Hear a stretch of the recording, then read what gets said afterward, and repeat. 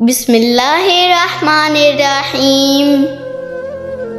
تمام تعریفیں اللہ کے لیے جو دونوں جہانوں کا مالک اور پالنے والا ہے، اور بے انتہا درود حضرت محمد صلی اللہ علیہ وآلہ وسلم کی ذات اقدس پر جو دنیا کے عظیم رہنما اور منصف ہیں۔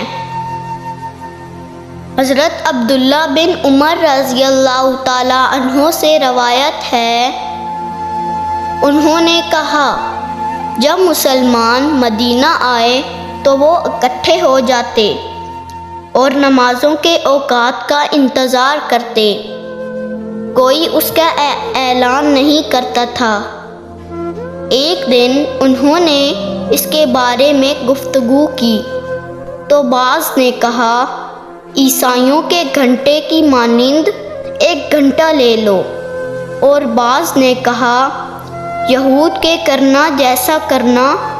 البتہ حضرت عمر رضی اللہ تعالیٰ عنہ نے کہا، تم ایک آدمی ہی کیوں نہیں بھیج دیتے جو نماز کا اعلان کرے؟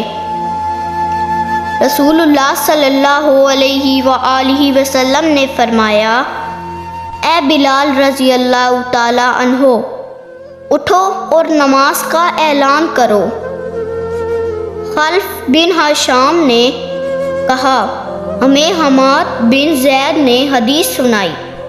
نیز یحییٰ بن یحییٰ نے کہا، ہمیں اسماعیل بن علیہ نے خبر دی۔ ان دونوں نے خالد حذا سے، انہوں نے ابو قلابہ سے، اور انہوں نے حضرت انس رضی اللہ تعالیٰ عنہ سے روایت کی۔ انہوں نے کہا، بلال رضی اللہ تعالیٰ عنہ کو حکم دیا گیا کہ وہ اذان دہرائیں اور اقامت اکہری کہیں۔